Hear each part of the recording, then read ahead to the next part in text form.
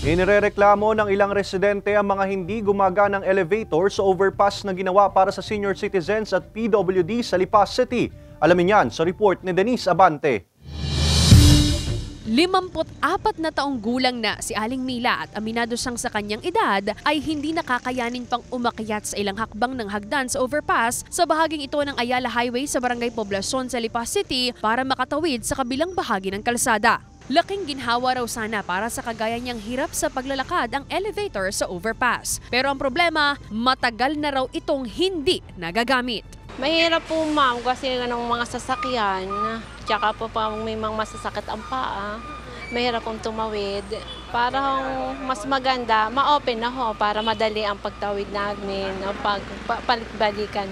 Sabi ng alkalde sa lungsod, 2014 pa raw nang ipagawa ng Department of Public Works and Highways o DPWH Batangas District 4 ang naturang overpass na may elevator. Solusyon daw sana ito sa mga nahihirapang umakyat sa overpass, gaya na lamang ni Aling Mila, senior citizens, PWDs, maging ang mga estudyante.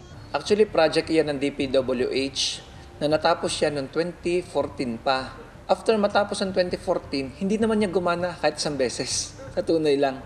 Dinatnang ko yan after 7 years na hindi nagana, tinry kong paganahin noong 2021. So, nung napagana namin noong 2021, after 3 days, sira ulit. Then pinaayos ulit namin, after 2 days, sira ulit. Paliwanag naman dito ng DPWH Batangas 4th District, nagkaroon ng problema noon dahil may mga nawalang parte ng elevator. Yung mga PG card po, relay, mga parang processor po siya kasi nasa mismong po siya pedestrian overpass. So open siya doon sa mga dumadaan doon sa overpass natin. So minsan siguro may mga lumilikot doon. Pero that day of turnover and they accepted the project, operational po yung ating elevator. Pero ang tanong ng karamihan, bakit nga ba matapos ang ilang taon ay tila hindi ito mapakinabangan? Daing din ito ng 59 anyos na si Mang Joey. Nakakapagod din umakyat pababa dito kasi akala ko nga